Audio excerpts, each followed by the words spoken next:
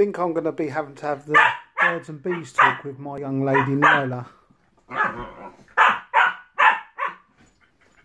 And obviously have a chat with Chester and give him the rules to dating my doggy. Isn't it lovely? Play fighting then kissing each other.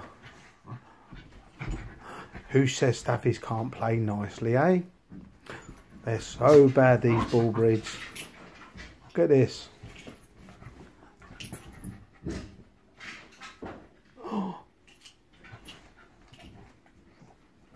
Absolutely magical. Can watch them for hours playing. Cannot beat it. My God, you have to watch out because they're going for attack, these Staffies, won't they?